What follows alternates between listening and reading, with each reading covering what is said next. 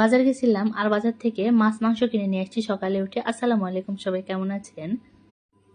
যেদিন বাজারে যাই সেদিন কিন্তু অনেক কাজ পড়ে যায়, তাই সবকিছুর ভিডিও করা আসলে সময় হয় না।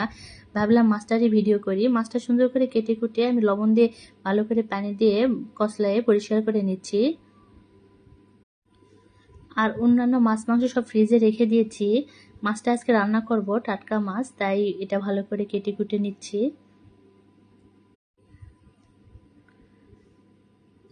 মাছটা আমার কাটা হয়ে গেছে আর আমি এদিকে পেঁয়াজ টিয়াজও কেটে নিয়েছি রান্না করার জন্য ঝটপট। আমি পেঁয়াজটা সুন্দর করে তেল দিয়ে আগে ভেজে নিব মাছটা রান্না করার জন্য। এরপরে লাল মরিচের গুঁড়া দিয়ে দিব, পরিমাণ মতো লবণ দিব, হলুদ দিব, বাটা মশলা,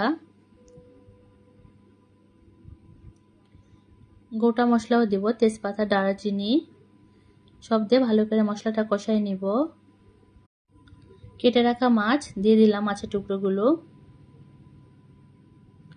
ভালো করে কষাই নেব। এখন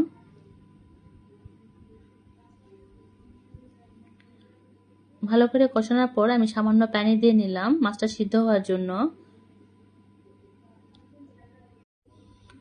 এবার ঢাকনা দিয়ে ঢেকে দিব।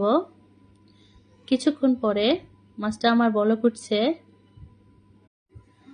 মাছ আর মাংস আমার মনে হয় ঝটপট রান্নাটা হয়ে যায়। আর যদি তরকারি দিয়ে রান্না করি তাহলে তরকারি কাটা কুটা ধোয়া অনেক কিছু, অনেক সময়ের ব্যাপার হয়ে যায়।